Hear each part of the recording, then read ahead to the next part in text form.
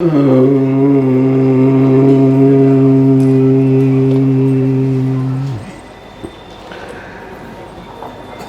भारती को प्रणाम करता हूँ। उत्थान समिति और भारत विकास परिषद के सभी कार्यकर्ताओं को, यहाँ उपस्थित सभी लोगों को हृदय से नमन करता हूँ। चूँकि यहाँ दो प्रेरणाएं हैं, श्री राज कौशिक जी और आदरणीय सुहासिनी जी, तो अपनी बात एक शेर से कहूँगा।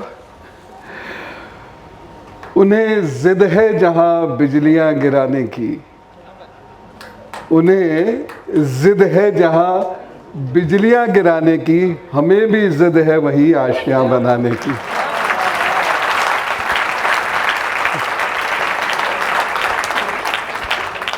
तो आज की ये सभा ऐसे ही जुझारू और ज़िद्दी लोगों से भरी हुई है और हर उम्र के लोग यहाँ पर हैं, ये बड़ी बात है।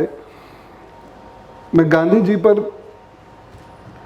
कुछ कहने के लिए बुलाया गया हूँ और आज के दौर में, सोशल मीडिया के दौर में, ये एक ख़तरनाक विषय है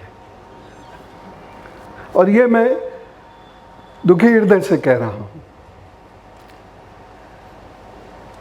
सोशल मीडिया की एक बड़ी भारी समस्या ये है कि यहाँ पर जो जितना कम अध्ययन करता है और जो जितनी हिंसक भाषा लिख सकता है वह उतनी प्रसिद्धि पा जाता है।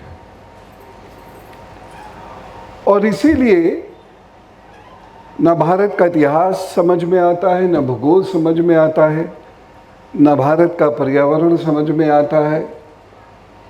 और हम लोगों ने अपने अपने लोग चुन लिए हैं, नेताओं में भी, क्रांतिवीरों में भी, और उन्हीं की प्रशंसा और मान मर्दन में ही लगे रहते हैं। गंभीरता से विश्लेषण किए बिना हम एक लाइन ऑफ एक्शन डिसाइड कर लेते हैं और उसी की कसौटी पर किसी को भी कसने लगते हैं।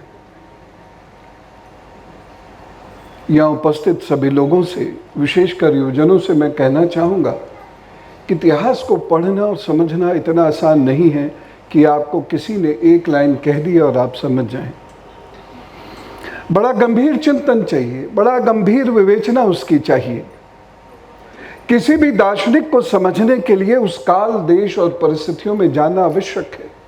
आप आज के काल, देश, परिस्थितियों से आप किसी आज से 50 साल, 100 साल, 200 साल पुराने दार्शनिक को नहीं समझ सकते, क्योंकि हर व्यक्ति, हम और आप भी, अपनी परिस्थितियों के अनुसार कार्य करते हैं, किसी अन्य की आयातित परिस्थितियों के अनुसार कार्य नहीं करते। गांधी जी ने भी इसे सहा, तब कम सहा, आज ज्यादा सहना पड़ रहा है। गांधी जी की जो प्रासंगिकता है, यद्यपि मैं बिल्कुल प्रारंभ में ये कहना चाहूँगा कि कोई भी एक व्यक्ति इस देश की आज़ादी का स्तंभ नहीं था, अनेक स्तंभ थे। जब हम गांधी जी की बात करते हैं तो सरदार भगत सिंह को नहीं भूल सकते। जब हम गांधी जी की बात करते हैं तो बाबू सुभाष चंद्र बोस जी को नहीं भूल सकते। हम किसी को नहीं भूल सकते। यदि हम आज़ादी की बात करते हैं, इन तीन शब्दों में सभी समाहित हैं, सभी सम्मिलित हैं, सभी के बलिदान हैं। न केवल कुछ नेताओं के, बल्कि लगभग 11 से 12 लाख उन लोगों के भी बलिदान इसमें शामिल हैं, जिन लोगों ने समय समय पर अपने घर, परिवार, नौकरी, यहाँ तक कि जान की बाजी लगा दी।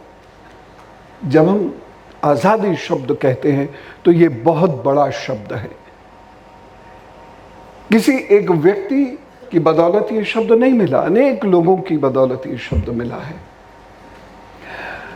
लेकिन हर व्यक्ति के कुछ एक दिन है विशेष, जब हम उनको याद करके उनकी बात करते हैं। जैसे आज गांधी जी का दिन।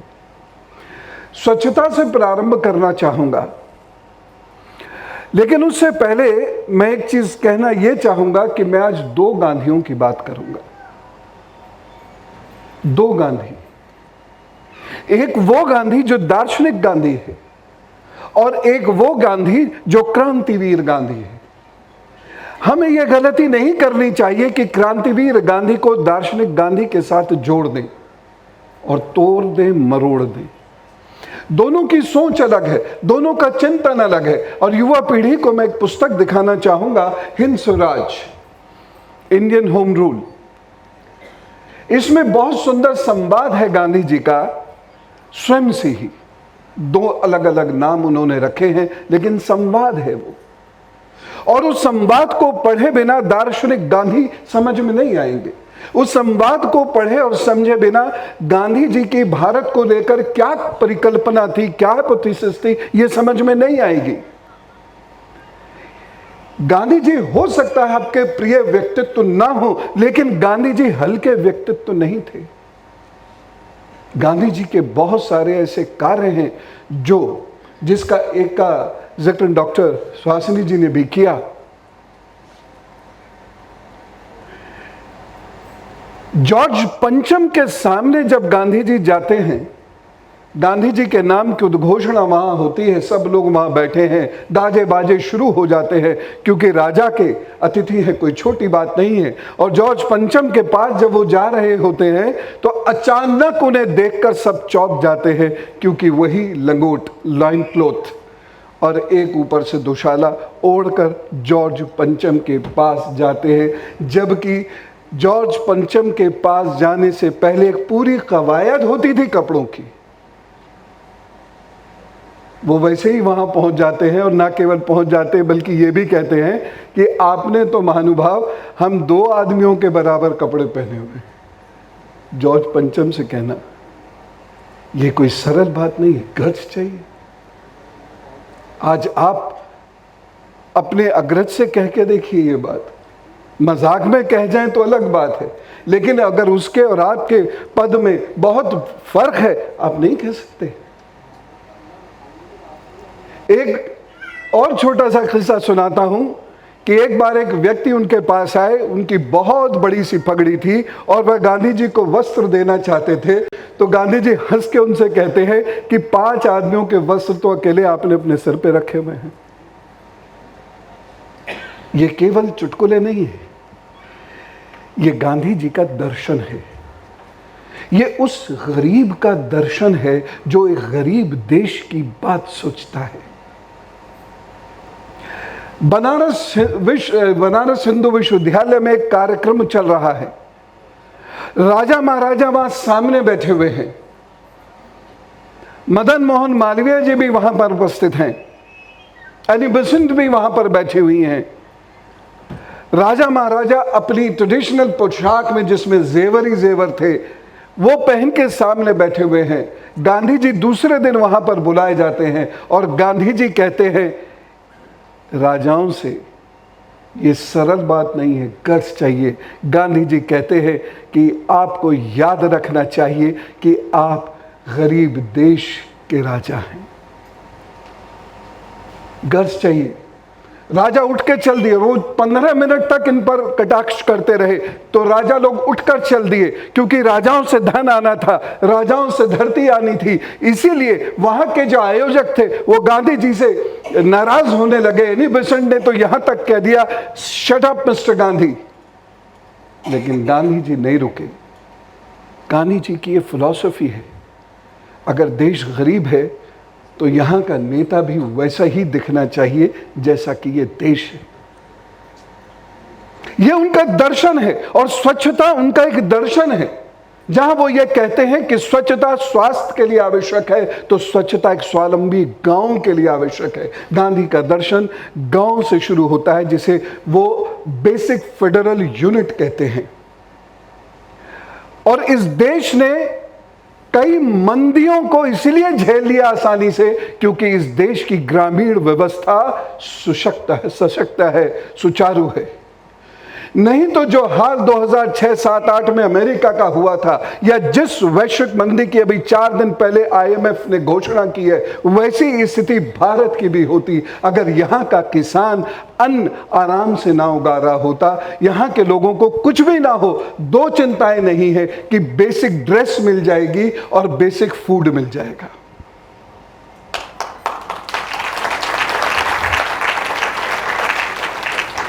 बहुत सारी बातें हो सकती हैं जिनसे हम इत्तेफाक ना रखें, लेकिन स्वच्छता का ये जो सिद्धांत गांधी जी ने दिया था गांव के लिए, उसके साथ में एक बात उन्होंने जोड़ दी है, और वो कितनी बेहतरीन बात है। गांधी जी ये कहते हैं, आपका टॉयलेट उतना ही स्वच्छ होना चाहिए जितना आपका ड्राइंग रूम होता है। अक्षरशः इसका पालन मत करना, नहीं तो ड्राइंग रूम में टॉयलेट और टॉयलेट में सोफा सेट लगा देंगे हम। इसको समझने की कोशिश कीजिए। गांधी जी की जो फिलॉसफी है, गांधी जी का जो दर्शन है, वो क्या कह रहा है, क्योंकि सारी बीमारियां, खास तौर से बहनों की सारी बीमारियां जिसे UTI बोलते हैं, वो सब टॉयलेट की उस सीट से पनपती हैं। अब इसको गहराई से समझिए। ये जितने इन्फेक्शन है यूटी के, ये वहीं से पनपते हैं, जिसको गांधी कहते हैं कि आपका टॉयलेट उतना ही स्वच्छ होना चाहिए। और उसके साथ साथ एक और बात कहते हैं, इस समाज के अंदर समता तब तक नहीं आएगी जब तक आप अपना टॉयलेट स्वयं साफ नहीं करेंगे। लेकिन हमको उसमें शर्म आती है, पता नहीं क्यों। मैं ये बात कहना चाहता हूं बच्चों से और युवाओं से कि आज ये शर्म की बात नहीं है, बल्कि बड़ी बात है कि आप अच्छा खाते कमाते हैं और अपने टॉयलेट को रोजाना स्वयं ब्रश घुमा के साफ करते हैं। मल आपका है तो सफाई कोई और क्यों करेगा। और वास्तव में इससे बहुत बड़ा अंतर पड़ता है। मैला ढोने की एक प्रथा थी, आप में जो इस वक्त 50s में होंगे उन्होंने उस प्रथा को देखा होगा। मैला ढोने की प्रथा अमानवीय प्रथा थी। कैसे कोई व्यक्ति किसी का मैला ढो सकता है सर पे, यह अमानवीय प्रथा थी। और आपको बताऊं, इस प्रथा का ओरिजिन अकबर के समय से हुआ। जिन लोगों ने अकबर की गुलामी को स्वीकार नहीं किया, अकबर ने दंड स्वरूप उनके सर पर मैला ढुबाया। दंड स्वरूप था ये। और इस प्रथा को हमने आजादी के बहुत वर्ष बाद तक कंटिन्यू किया। और फिर हम कहते रहे पढ़े लिखे लोग हैं। गांधी के दर्शन को समझिए। मैं दार्शनिक गांधी की बात कर रहा हूं। गांधी की यह फिलॉसफी समझने की कोशिश की है कि आज की new education policy Gandhi ji की वर्धा योजना पर बहुत हद तक आधारित है। 1835 में जब मैकॉले ने अपनी शिक्षा नीति दी और इस भारत को तहस नहस करना शुरू किया, जिस चिंतन के साथ उसने शिक्षा नीति दी, वह चिंतन कामयाब हुआ। भारत तहस नहस होना शुरू हो गया, उसकी संस्कृति तहस नहस होनी शुरू हो गई। तो उसके बाद सिर्फ 2 लोगों ने आवाज उठाई थी उसकी शिक्षा नीति के विरोध में, एक स्वामी विवेकानंद जी और उसके बाद गांधी जी। और स्वामी विवेकानंद जी ने जो क्रिया योजना अपनी बनाई थी, सिस्टर निवेदिता ने उसको पूरा किया, जिनसे 1901 में गांधी जी मिले भी थे। और उसके बाद वर्धा योजना 1935 में गांधी जी लेके आते हैं, वर्धा प्लान, जिसे नई तालीम भी बोला जाता है। और यह वो एजुकेशन थी जिसके लिए गोलमेज सम्मेलन में गांधी जी ने कहा था, शट अप, गट्स चाहिए थे। अगर आपकी भाषा आपकी नहीं है,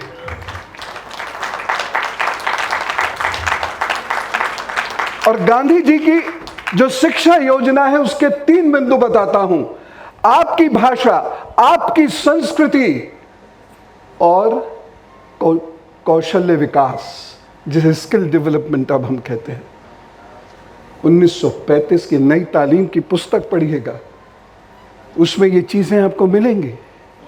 तो एक फिलोसोफर के रूप में, एक सोशल रिफॉर्मर के रूप में गांधी जी की कितनी ज्यादा अहमियत है।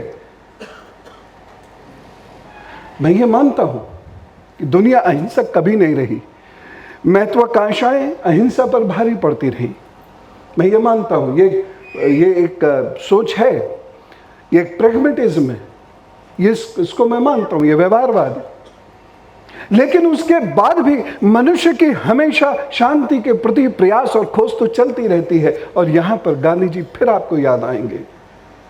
आपको क्या लगता है, लोग बड़े आसानी से कह तो देते हैं, मैं आपको 2 वाक्य सुनाना चाहता हूँ। लोग बड़ी आसानी से कह देते आगा खां महल में गांधी जी ऐश कर रहे थे। आगा खां महल का इतिहास पढ़ा है। चर्चिल से आप गांधी नहीं समझ सकते। चर्चिल एक अजीब व गरीब दिमाग की शख्सियत थी, उसके बारे में मैं फिर बड़ी डिटेल से आपसे चर्चा करूंगा।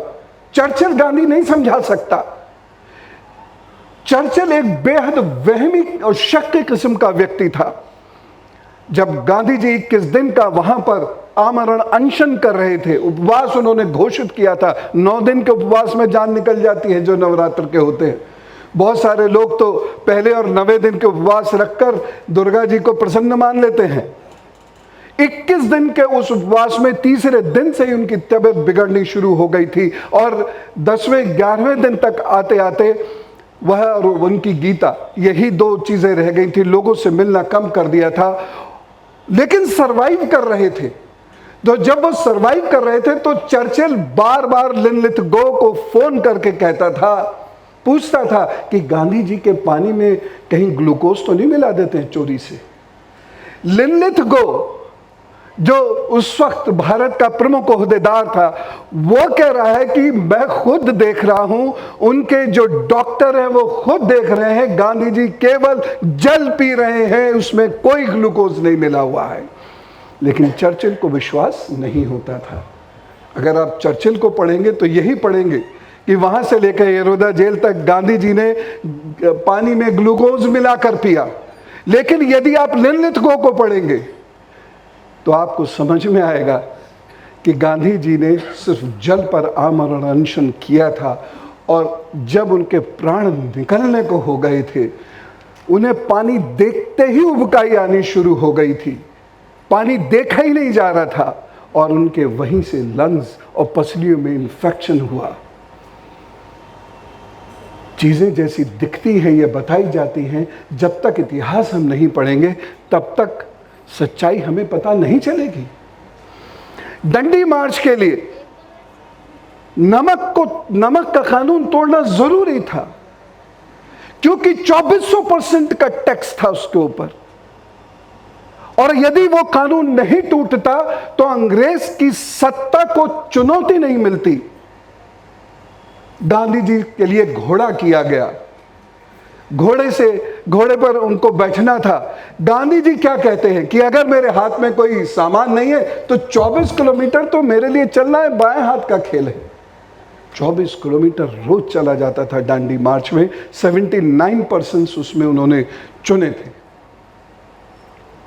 और जब सामने पुलिस आती है ना, आप में से कई लोग अनुभवी हों शायद, जब सामने पुलिस आती है और पुलिस के हाथ में जिस वक्त लठ होता है, उस वक्त चलते रहना जैसे कोई है ही नहीं, पिटना, सर फूटना। गांधी जी ने शुरू में कह दिया था, 489 लोग रहे हैं, आएंगे कितने मुझे नहीं मालूम। उस वक्त अपने आप को उस डंडे के सामने रखना, उस डंडे को खाना आसान काम नहीं है। ये काम कोई वीर कर सकता है, ये कायरों की बस की बात नहीं है। कायर तो डंडा देख के भागता है। हम चीजों को बहुत आसानी से ले लेते हैं। एक और मैं आपसे बात कहना चाहूंगा।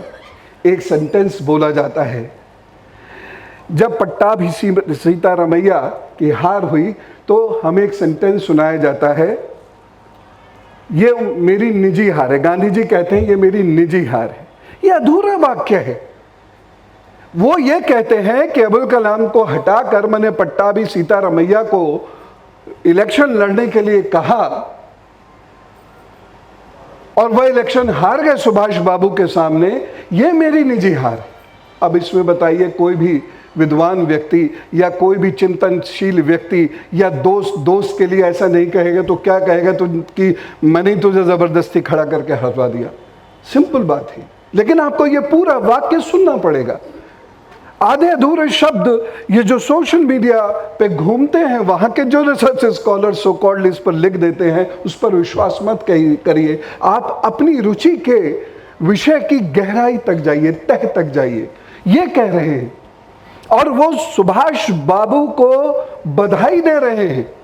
और एक चीज मैं और बताता हूं, जो लोग ये कहते हैं कि उनका और सुभाष बाबू का 36 का आंकड़ा था, एक बार पुनः इतिहास का अवलोकन करें, क्योंकि राष्ट्रपिता सुभाष बाबू कहते हैं उन्हें। राष्ट्रपिता सुभाष बाबू कहते हैं उन्हें, ये नाम उन्होंने दिया है। बहुत सारे लोग जब इस बात का विरोध करते हैं कि बापू को राष्ट्रपिता नहीं कहा, सुभाष बाबू बड़े हैं, तो मैं उनसे यही पूछता हूं कि सुभाष बाबू बड़े कहां आप मान रहे हैं? सुभाष बाबू ने ही तो गांधी जी को राष्ट्रपिता कहा। गांधी जी ने थोड़ी अपने बोर्ड लगा लिया गले में, सुभाष बाबू ने कहा था। और सिंगापुर से 2 अक्टूबर को वह हमसे आशीर्वाद मांगते हैं उस लड़ाई के लिए, और गांधी जी ने आशीर्वाद देते हैं। जब मृत्यु की उनके खबर आती है तो गांधी जी के इस वाक्य पे गौर करना, प्लीज गौर करना। सुभाष बाबू देशभक्तों के देशभक्त थे, देशभक्तों के राजकुमार हैं वो कह रहे हैं। और ब्रैकेट में हरिजन में लिखा हुआ ये लेख है उनका, और उसमें ब्रैकेट में लिखते हैं कि मैं जानबूझकर प्रेजेंट टेंस का इस्तेमाल कर रहा हूं, यानी गांधी जी को पता था सुभाष बाबू उस प्लेन क्रैश में नहीं मरे।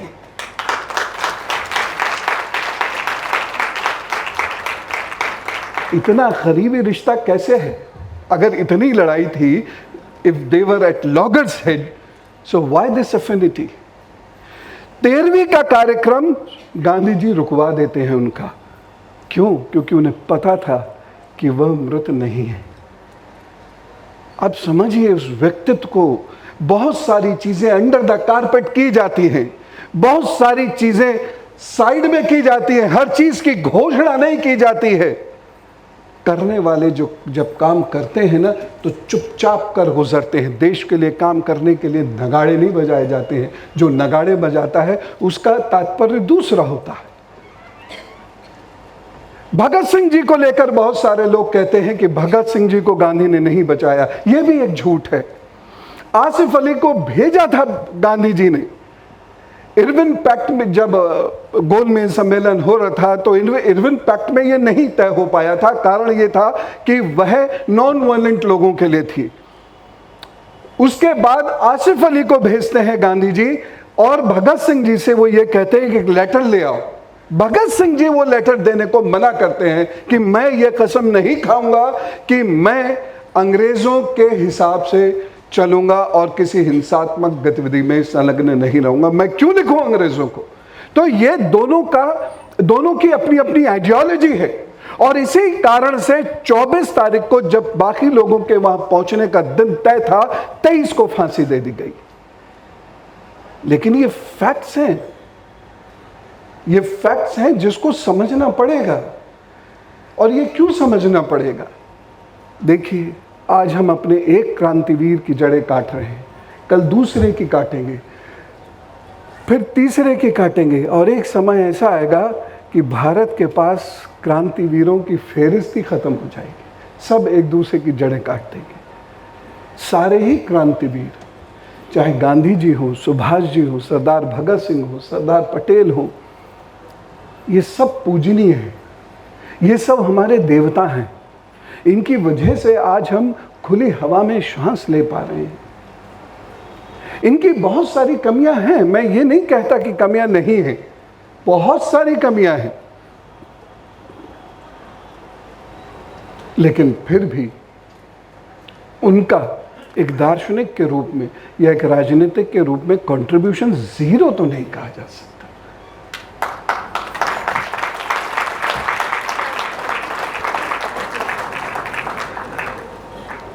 यूँ तो बहुत सारी बातें, लेकिन चूँकि